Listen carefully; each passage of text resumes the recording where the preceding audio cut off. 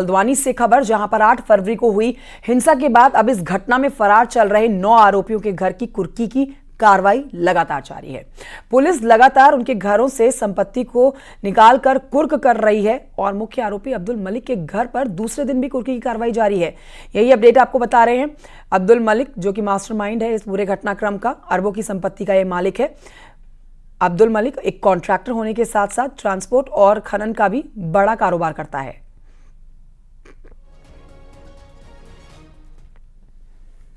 8 फरवरी को हल्द्वानी में हुई हिंसा का मास्टरमाइंड अब्दुल मलिक और उसके बेटे की संपत्ति की कुर्की जो है वो लगातार जारी है। और ये लाइन नंबर 8 में ऊपर देखिए, मैं आपको दिखाता हूं क्लोजली, ये अब्दुल्ला ब्रदर्स का ये पूरा का पूरा घर है और 1949 इसमें लिखा गया है। और इस तरफ आप देखें तो 1950 लिखा गया है, उर्दू में आप ऊपर देख सकते हैं, ये सब कुछ लिखा गया है। और ये पूरी की पूरी एक पुरानी बिल्डिंग है। और इस समय मैं सामने दिखाऊं तो आपको सामान की कुर्की किस तरीके से हो रही है, जो भी सामान इसके अंदर रखा हुआ है वो सब कुछ जो है वो निकाला जा रहा है। ये देखिए, ये जिम की मशीन होगी, निश्चित तौर पर जो अब्दुल मलिक है उनका बेटा इसका इस्तेमाल करता होगा। और ये सोफे हैं, एक एक करके जो भी सामान है, इवन जो खिड़कियां और दरवाजे भी हैं वो भी पुलिस निकाल के ले जा रही है। अगर मैं पूरी बिल्डिंग दिखाऊं तो ऊपर आपको खिड़की नहीं नजर आ रही है एक उस पे, क्योंकि इस खिड़की का पूरा फ्रेम भी जो है पुलिस ने निकाल लिया है। पुलिस की कुर्की का यही तरीका है कि संपत्ति जो भी संपत्ति मूवेबल है उस सबको पुलिस अपने साथ यहाँ से ले जा रही है। और दोनों ही, अब्दुल मलिक और उसका बेटा यहाँ रहता था, उसका परिवार यहाँ रहता था, और इस तरीके से जो पूरी की पूरी कुर्की है उसकी कार्रवाई की जा रही है। यही नहीं, जो अन्य 7 आरोपी फरार चल रहे हैं उनके घर की कुर्की भी होगी। शैलेंद्र नेगी, न्यूज़ 18 हल्द्वानी। तो हल्द्वानी के बनभूलपुरा में कर्फ्यू में आज राहत दी गई है। इसी पर आपको अपडेट दे देते हैं कि सुबह 6 बजे से शाम के 5 बजे तक कर्फ्यू में ढील दी गई है। लाइन नंबर किदवई नगर, गुफुर बस्ती में राहत रहेगी। साथ ही मलिक का बगीचा, इंदिरा नगर, शनि बाजार रोड में कर्फ्यू में ढील रहेगी। गोजाजाली, रेलवे बाजार, FCI में सुबह 6 बजे से रात के 8 बजे तक कर्फ्यू में छूट दी गई है। कर्फ्यू वाले इलाकों में मेडिकल स्टोर और जनरल स्टोर खोलने की अनुमति दे दी गई है। 8 फरवरी के बवाल के बाद बनभूलपुरा में कर्फ्यू लगाया गया था, जिसमें अब आज 8 दिन के बाद थोड़ी राहत दी गई है।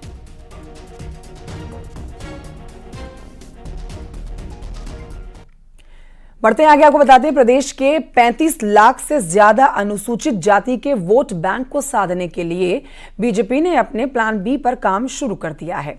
प्रदेश में 7500 से ज्यादा बस्तियों पर बीजेपी एक ही दिन, एक ही समय पर जाकर लोगों के साथ भोज से लेकर उनकी समस्या को सुनेगी।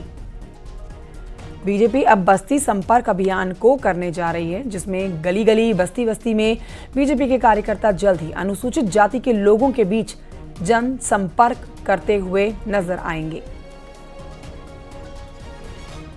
संपूर्ण उत्तराखंड प्रांत के अंदर एक महत्वपूर्ण कार्यक्रम बस्ती संपर्क अभियान के माध्यम से अपने अनुसूचित परिवार के मध्य जाने की कार्य योजना पर कार्य कर रहा है। हम इस संपूर्ण प्रदेश के अंदर एक ही दिन में ऐतिहासिक रूप से प्रत्येक अनुसूचित बस्ती में पहुंचने का लक्ष्य दिया है। अनुसूचित जाति की बस्तियों में जाएंगे, उनसे बातचीत करेंगे, उनकी क्षेत्र में जो विकास की योजनाएं हैं वो कितनी गति पर हैं, उनको सरकार की योजनाओं का लाभ मिल रहा है कि नहीं मिल रहा है, उनकी और आवश्यकताएं क्या हैं, इन सभी विषयों पर बातचीत करने के लिए बस्ती संपर्क अभियान भारतीय जनता पार्टी के द्वारा चलाया जाए। प्रदेश में उपनल कर्मचारियों की स्ट्राइक की वजह से स्वास्थ्य विभाग के कामों में भारी दिक्कत हो रही है। सबसे ज्यादा परेशानियां अस्पताल में आने वाले मरीजों को हो रही है और उनके परिजनों को हो रही है। हालांकि फैली अवस्था को ठीक करने की स्वास्थ्य विभाग पूरी कोशिश कर रहा है। अब दून मेडिकल कॉलेज समेत कोरोनेशन अस्पताल में हर काउंटर पर गार्ड लगा दिए गए हैं, ताकि लोग पर्ची कटने में हो रही देरी की वजह से हंगामा ना करें। इसमें छोटे से लेकर, जैसे हमारे पास सफाई कर्मी भाई हैं, या हमारे पास वार्ड बॉयज हैं, या हमारे पास में हमारे डाटा एंट्री ऑपरेटर्स हैं, जिनकी नियुक्ति बिल के थ्रू हो रही है, उन सबके जाने से कहीं ना कहीं पर इसका विपरीत असर जो है हमारी सेवाओं पर जरूर पड़ रहा है। उत्तरकाशी में सिलक्वारा टनल हादसे में 3 महीने से ज्यादा का समय हो चुका है, लेकिन अभी भी टनल में निर्माण कार्य पूरी तरह से शुरू नहीं हो पाया है। बटकोट साइट से भी काम अभी रफ्तार नहीं पकड़ पा रहा है। हालांकि सिलकुआरा की साइट से बटकोट साइट पर कई मजदूरों को ट्रांसफर किया गया है। सिलकुआरा की ओर से एसडीआरएफ की टीम के द्वारा टनल के अंदर मॉक ड्रिल का कार्य किया जा रहा है, ताकि जब टनल से निर्माण कार्य शुरू होगा तो मजदूरों का हौसला बढ़ा रहे। सिलक्यारा टनल हादसे को 3 माह से ज्यादा का समय हो गया है। इसमें बड़कोट वाली साइड से न्यूज 18 है, न्यूज 18 आपको दिखा सकता है कि बड़कोट वाली साइड पे हालांकि सन्नाटा पसरा हुआ है, पर जो सूत्र बताते हैं कि अंदर हल्का काम शुरू हो गया है और जो यहाँ पे जो कंपनी पहले जो कंपनी थी उसको यहाँ से ट्रांसफर किया जा रहा है और जो सिलक्यारा साइड से जो कंपनी थी उसके कर्मचारी यहाँ बुलाए गए हैं और उसने काम शुरू कर दिया है। गेट लगाया गया है और अंदर हल्का काम ब्रेकिंग का काम बता रहे कि शुरू हो गया है। इसके अलावा हम आपको यहाँ पे दिखाएंगे कि जो ह्यूम पाइप जिसकी लगातार बात की जा रही थी कि ह्यूम पाइप होने जरूरी है सुरक्षा के इंतजाम के लिए, तो वो भी यहाँ पे मंगाए गए हैं और बड़ी संख्या में यहाँ पे मंगाए गए हैं। तो कह सकते हैं कि सुरक्षा इंतजाम पे लगातार काम किया जा रहा है। जब ये काम तेजी से चलेगा तो सुरक्षा के पुख्ता इंतजाम किए जाएंगे ताकि सिलक्यारा जैसी घटना दोबारा ना हो। और अपडेट यही है कि बड़कोट साइड से भी काम शुरू कर दिया गया है और उम्मीद की जा सकती है कि जल्द ही दोनों साइडों से तेजी से काम होगा। और जो ऑल वेदर के तहत बड़ी टनल है उत्तराखंड की जो बननी है, इसका कार्य पूरा कर लिया जाएगा। Balvir Parmar, news 18, Silkyara Barkot tunnel, Uttarkashi. इस बीच एक बड़ी अपडेट आप तक पहुंचाते हैं। हल्द्वानी दंगे के मुख्य आरोपी अब्दुल मलिक से जुड़ी बड़ी अपडेट आ रही है। मलिक का बगीचा नाम की जिस जगह पर अब्दुल मलिक का अवैध कब्जा था, वहां पर 2018 तक कोई कंस्ट्रक्शन नहीं हुआ था। और न्यूज 18 के पास ये 2 एक्सक्लूसिव सैटेलाइट इमेजेस हैं, जिससे आप देख सकते हैं, पता लगा सकते हैं कि जमीन प्रशासन ने पिछले हफ्ते छुड़ाई। उस पर पिछले 3-4 सालों में ही अवैध कंस्ट्रक्शन होते चले गए, जहां पर एक अवैध मदरसा और एक नमाज अदा करने की जगह भी खड़ी कर दी गई है। आप खुद देखिए इन दोनों तस्वीरों को। 2018 की ये हैं तस्वीरें और दूसरी तरफ तस्वीर जो है वो 2024 की तस्वीर जारी की गई है। 2018 के बाद कितना बदला है मलिक का बगीचा, इस तस्वीर को देख के आप अंदाजा लगा सकते हैं कहां कहां पर कितना अवैध निर्माण किया गया। तस्वीर में देख के जानिए।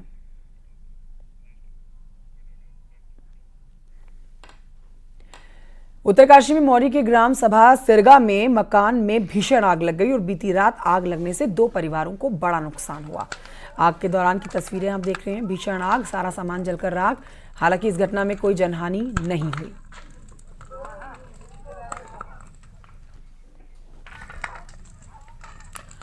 अगर आपको किसी सरकारी योजना से कुछ धनराशि मिलनी है और उसी दौरान आपको विभाग से भी कॉल आता है, तो आप सावधान हो जाइए।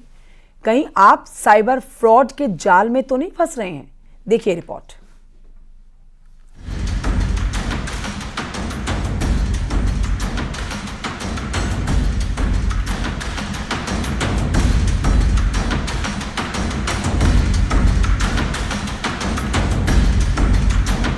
इन दिनों प्रदेश में उन महिलाओं के मोबाइल पर कॉल आ रहे हैं जिनके हाल ही में बच्चे हुए हैं, और जो लोग कॉल कर रहे हैं वो खुद को आंगनवाड़ी महिला बाल विकास विभाग के अधिकारी बता रहे हैं और बच्चे के नाम पर विभाग से मिलने वाली धनराशि को 2 किस्तों में देने की बात कर रहे हैं, जिसके लिए वो आपके बैंक डिटेल्स और ऑनलाइन पेमेंट ऐप का नंबर भी मांग रहे हैं। और जैसे ही आपने नंबर दिया तो आपके ऑनलाइन पेमेंट ऐप में पहले करीब 3800 रुपए की किस्त के नाम पर आपके अकाउंट से सभी पैसे निकाल लेते हैं। फ्रॉड के बाद ऐसी महिलाएं आशा कार्यकर्ताओं से भी शिकायत कर रहे हैं। हाँ, 6000 पे आप मुझे जो है अकाउंट लिंक जो भी आपका नंबर से है वो मुझे बता दीजिए, और आपको OTP वगैरह आएगा वो आप मुझे बताना, शेयर करना। मैं कहा रुक जाइए, मैं बाद में पहले पूछ लेती हूँ। नंबर भेज रहे हैं, उस नंबर को वो क्लिक करने को बोल रहे हैं और अमाउंट भी भेज रहे हैं उसमें कि आप इसको अमाउंट को ओके कीजिए तो आपके अकाउंट में इतना पैसा आ जाएगा। तो मेरे एक लाभार्थी ने ये आंगनबाड़ी आया वो मुझे बताने के लिए कि मेरे पास ये फोन आया है, तो हमने उसको मना भी किया कि आप इस नंबर को क्लिक मत करो, लेकिन वो आंगनबाड़ी से बाहर निकलते ही उसने सोचा कि मेरे खाते में इतने पैसे आए हैं, 3700 कुछ रुपए थे, तो उसने उसको क्लिक कर दिया तो उसके खाते से 1500 रुपए निकल गए। गर्भवती महिलाओं और बच्चों के जन्म होने पर सरकार की ओर से प्रधानमंत्री मातृत्व योजना महालक्ष्मी योजना और नंदा गौरा योजना के तहत धनराशि दी जाती है, जिसमें 5,000 से 11,000 रूपए तक की रकम दी जाती है। लेकिन अब इन योजनाओं के नाम पर फ्रॉड आम जनता को ठगने का काम कर रहे हैं। वहीं मामले में पुलिस का कहना है कि सरकारी योजनाओं के नाम से आने वाले कॉल से पहले पुख्ता जानकारी लें, जिससे आप सभी इन साइबर फ्रॉड से बच सकते हैं। देखिए, आज जिस तरह से साइबर अपराध बढ़ रहे हैं उसी तरह से अवेयरनेस की बहुत आवश्यकता है। और जो सभी से मैं ये अपील करता हूं कि इस तरह के कोई भी लोक लुभावन कोई ऑफर आते हैं, फोन पर आते हैं, तो एक बार वेरीफाई उस विभाग से जरूर कर लें। जैसे कभी कभी किसी सरकारी स्कीम को लेकर लोग पैसे मांगते हैं और QR कोड भेज देते हैं कि आपके अकाउंट में इतना पैसा जाएगा, गवर्नमेंट की स्कीम आई है। तो एकदम याद रखें, QR कोड कभी भी आप स्कैन करेंगे तो वो उससे पैसा आपका कटता ही है, कोई पैसा उस पर आपके अकाउंट में आता नहीं है। साइबर फ्रॉड अलग अलग तरीके निकालकर साइबर ठगी की घटनाओं को अंजाम दे रहे हैं, लेकिन सतर्कता ही आपको बचा सकती है। इसलिए सतर्क रहिए, सुरक्षित रहिए। न्यूज़ 18 के लिए देहरादून से सत्येंद्र बर्तवाल की रिपोर्ट।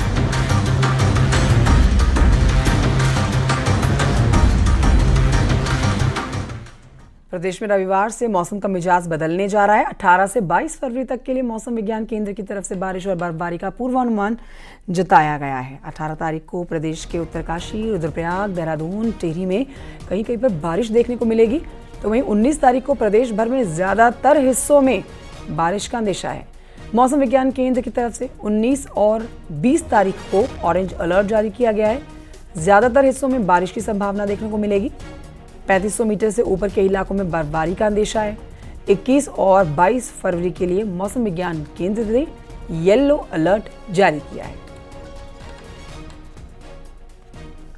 तारीख में जो उत्तराखंड के उत्तरकाशी, रुद्रप्रयाग, चमोली, पिथौरागढ़ या देहरादून जनपद है, यहाँ पर कुछ स्थानों पे हल्की से मध्यम वर्षा मिल सकती है।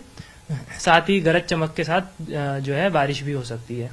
उसके बाद 19 की बात करेंगे तो 19 और 20 में उत्तराखंड में अधिकांश स्थानों पे हल्की से मध्यम वर्षा मिलने वाली है। और जो 3500 मीटर या उससे अधिक ऊंचाई वाले क्षेत्र है, वहां पे बर्फबारी भी मिल सकती है।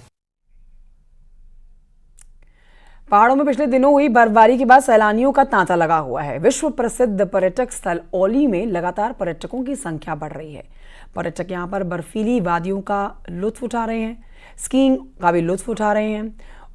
औली में बर्फबारी के बाद जो नज़ारा देखा जा रहा है वो बेहद खूबसूरत है। मौसम सुहाना होने के साथ ही औली की जो तस्वीरें हैं वो किस तरीके से खूबसूरत दिखाई दे रही हैं, हम आपको सीधे औली से दिखाते हैं।